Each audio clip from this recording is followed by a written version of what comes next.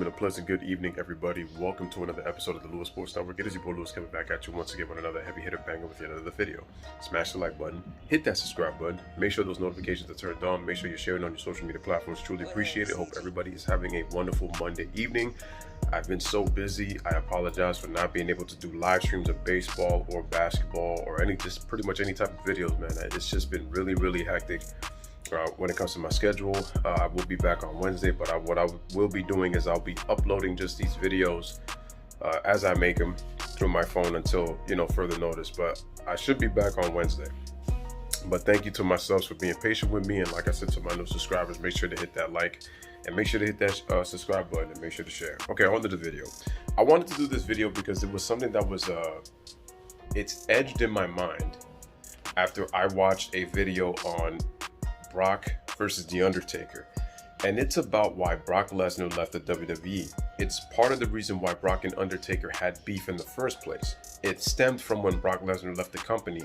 Undertaker was very upset about it, and he wanted to know why Brock decided to just leave the company like that. So now I'm going to dive into details on why Brock Lesnar left the WWE in 2004. Now, originally, I thought it was because, and according to Brock Lesnar, he has said that he wanted to do something different in his life. He wanted to venture out to new things. He felt like he accomplished the things that he needed to accomplish while being in the company for 2 short years. But the thing is, ladies and gentlemen, that is not the reason why Brock Lesnar quit, and I'm going to get into that. So what we have to do is we have to backtrack a little bit to a little bit of Brock Lesnar's career highlights, how he got into the WWE, who his opponents were, and then what happened that caused him to leave. So here's how it starts. You're talking about a guy who has a tremendous wrestling background, 2-time NCAA Division Heavyweight Champion. I believe he is a 2-time All-American, if I'm not mistaken. Like I was saying, ladies and gentlemen, so yeah, he is a 2-time collegiate division champion, 2-time All-American. He ends up coming to the WWE through OVW. He signed a developmental deal with the WWE in 2000, and he was part of that rich crop of superstars that would help transition and lay the foundation for the Ruthless Aggression era. John Cena, Randy Orton, Shelton Benjamin, Batista. Four figures right there along with Brock that were going to be stars. The future generation of that Ruthless Aggression era from 2002 to I want to say 2006, 2007, around there. Okay. Vince McMahon likes what he sees from Brock Lesnar, and Brock Lesnar's got the look. He's got the body of an Adonis. He's what a championship image superstar looks like in the eyes of Vince. He's 6'3", 295 pounds. You're talking about Brock was pretty much at his physical peak at that time, and he was only 24 years old when he first came in. He got a real major push when he debuted, I think in April of 2002, I think is when Brock debuted. He defeated a lot of top superstars. I mean, he was able to defeat Hulk Hogan, he defeated Ric Flair, he defeated Rob Van Dam. I mean, he defeated the Hardys. So he was beating some, guys who were who had household names already. And nothing was more evident than when he defeated The Rock at SummerSlam. And The Rock was going to go obviously make movies and was taking time off. And so Brock Lesnar got to win the championship in Long Island, New York at SummerSlam and became the youngest WWE champion in history. Before that, he defeated Rob Van Dam in 2002 in the finals to become the King of the Ring. So let's put that in perspective. Called The Next Big Thing, managed by Paul Heyman, already wins the King of the Ring, and he's already the youngest WWE champion in history by defeating The Rock. I mean, that's just crazy. Then you cement yourself as a main event status by defeating The Undertaker in his match in Hell in a Cell. That speaks volumes right there too. And once Brock Lesnar did that, he really established himself as a main event player. And what he was able to do is he had some classic, really good to classic matches with the likes of guys like Kurt Angle.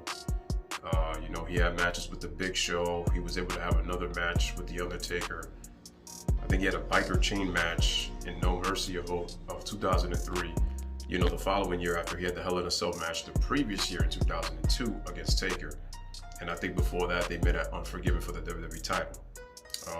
The one thing I was impressed with Brock right away was how he was able to make things personal very early. Like when he had the rivalry with Taker in 2002, you know, when they were going at each other's throats with the character.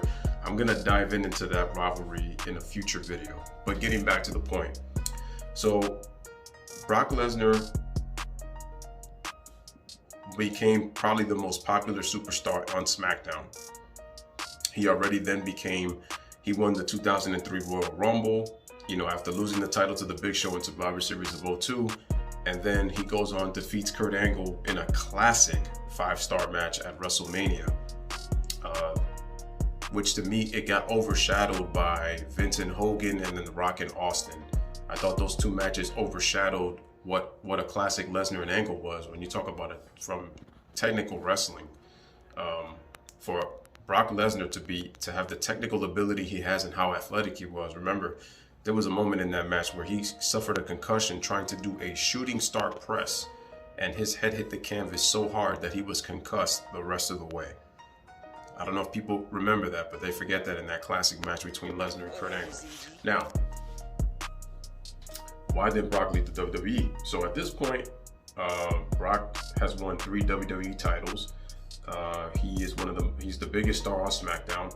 And then on top of that, SmackDown was actually beating Raw in the ratings late 2003 with Brock being the face of the brand. So that just lets you know the impact that Brock Lesnar had in just over a year in the company. And on top of that, in July of that year, which was around close to Vengeance, I think, where he was still the champion, if not a little bit short after, Brock Lesnar signed a multi-year deal, which I did not know. And he was making, according to the deal, he was making over $1 million per year, which was unheard of for a rookie. It was unheard of. So Brock was making a lot of money, you know, in very little time. So that's how big Brock Lesnar was in just such a short amount of time. He just, he had the charisma. It was just like his character it was just impressive. Just a physical specimen, a beast in the ring. He did a pretty good job working the crowd as well. So, you know, Brock in a short amount of time picked up the likes of the business pretty quick. Now, everything seems all good, right? Now we head into 2004. And this is where we find out why Brock leaves the business. So Brock Lesnar, according to reports, The Rock was returning to the WWE. They were supposed to have a live event in Miami. Brock was supposed to face The Rock, and this was when Brock was the WWE champion at that time. And this was I think starting to be in his 3rd reign as champion, because he had defeated Kurt Angle in the Iron Man match on SmackDown in September. So what I find out is he was supposed to face The Rock in Miami, and The Rock was supposed to beat him for the title. What's the problem? Brock Lesnar did not find out that he was going to lose to The Rock until an hour and a half before the event started. According to The Rock, he says that he thought Brock Lesnar knew that he was going to get pinned that night, and that he thought Vince told him. According to Brock Lesnar, Vince did not tell him anything about that, and he found out late, and Brock was pretty pissed off about that. And he was pissed off because he also felt that The Rock was not being straight up with him. And how? It's because, remember that The Rock did the favor by dropping the title to Brock at SummerSlam, but now he felt like that The Rock was trying to take his spotlight, and he was trying to stay in that spotlight and try to be, once again, the WWE champion. Brock was pretty angry about that, and he decided not to do business. So there was strike one for Vince. and for the WWE. Strike two was Vince McMahon making Eddie Guerrero champion. Brock Lesnar wasn't happy about that because Vince saw, you know Vince, he puts the business before anybody. Even if he has to step on toes, he does not give a damn. So according to Vince McMahon, according to Brock, Eddie Guerrero becoming the champion, he was trying to bring in the Latino fan base. You know how Vince is. It's the same thing that he did with Jinder Mahal. He was trying to bring the Indian fan base. That's what Vince does, man. More casual fans, more ratings, more views, more money. That's how Vince thinks. That's the corporate mindset of Vince McMahon. Brock Lesnar was not happy that the title got taken off of him. And he said that he did not leave because of Eddie Guerrero, which people thought that that's one of the reasons why he left the WWE in 2004.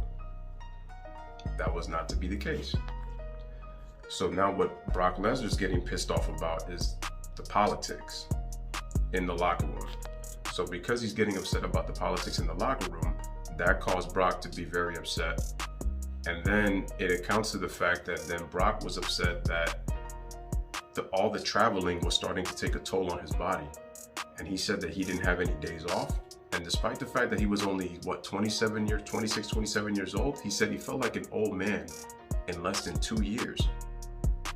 And so he's felt like he didn't catch a break. He was not able to see his family. And he said that the few times that he even had a break where he could just be home, he wasn't really able to do much because he was back out on the road again. So Brock Lesnar said that the wear and tear of traveling for that long full time really took a toll on his body. And he was starting to mentally get drained, physically get drained, and he just didn't like the politics that were going on behind backstage. That was the reason why Goldberg left. It was backstage politics. He didn't like the way some of the superstars were being treated. Some of the superstars were pretty much made fun of in terms of the way that they were treating them with giving them character gimmicks as a way to embarrass them. Goldberg wasn't down with that, which is why he left. So Lesnar and Goldberg, a match like that didn't need a championship. If you want to add a championship, okay, but you thought with the fact that those guys were in their physical peaks at that time, you would have thought that that was going to be a classic match. Here's the problem. Internet was really starting to blow up by 2004, and the problem is people now already knew that Lesnar and Goldberg were leaving the company. So because they left the company, the fans weren't interested in the match. They were kind of pretty much dead. They booed both guys because Brock Lesnar did not like what was going on. He was getting injured, he was being mentally and physically drained, and he did not like the politics of what was going on behind the scenes with creative events, which is why he ended up leaving the company. WrestleMania 20 was his last match with Goldberg at the time before both of them came back, and Austin gave him a stunner to pretty much write him off into the sunset until years later. So that's why Brock left the company. Now, Brock also said that he wanted to try different ventures. He wanted to do some different things with his life. And think about this. Look how much Brock Lesnar accomplished in just 2 years. What takes a lot of guys probably their entire career to accomplish. Some of them don't even get that opportunity to accomplish that in an entire career. He had a Hall of Fame worthy career in just probably 2 years with what Brock Lesnar was able to accomplish and what he did as the face of SmackDown. So that's why I got a lot of respect for Brock. And then in terms of the Minnesota Vikings, when he tried out for the football team, the issue why he didn't make that was because he suffered a motorcycle accident which caused him to get a back injury, and that's why he was not able to make the team. So there's the backstory on that. Now, give him a lot of credit, because what's so great about Brock was he was able to go into mixed martial arts, and then he was able to dominate the UFC. He beat some of the best UFC fighters to ever step foot in an octagon. I mean, first guy that comes to my mind is Randy Couture. And Brock Lesnar was able to become UFC heavyweight champion, and not only that, but he has some of the biggest pay-per-view buys in UFC history. That's how special. He's a big money draw. Whether he's in the WWE or whether he's in UFC, Brock Lesnar is a big money draw. That's how special and much of attraction Brock Lesnar is. He is a beast for a reason. That's why he was known as the Beast Incarnate, the Conqueror, the next big thing, Brock Lesnar. And truth behold, Brock Lesnar was able to come back in 2012, but this time he was able to come on a part-time basis where he had actually more control, with his contract. So now Brock Lesnar actually had more leverage because of his success in the UFC. And it's crazy because he already had great success in his WWE career. Look how many stars the man faced in a short amount of time. And then you go that and you win the UFC heavyweight title, twice? And then you come back in the WWE and then, you do some big things there. But ladies and gentlemen, that's the end of this video. I just wanted to give you a rundown on why Brock Lesnar left the WWE in 2004. That is the real scoop. It was because of him dropping the belt to Eddie, and it was also because of the fact that The Rock was supposed to take the belt off of him back in The Rock's hometown, and he was not notified about it. So that's the real reason. So ladies and gentlemen, this is your boy Louis with another one on the Brock video. Let me know what you guys think. I got another video uploading in just a second, so let me know what your thoughts are. Bless up, live, laugh, love. Thank you guys for watching.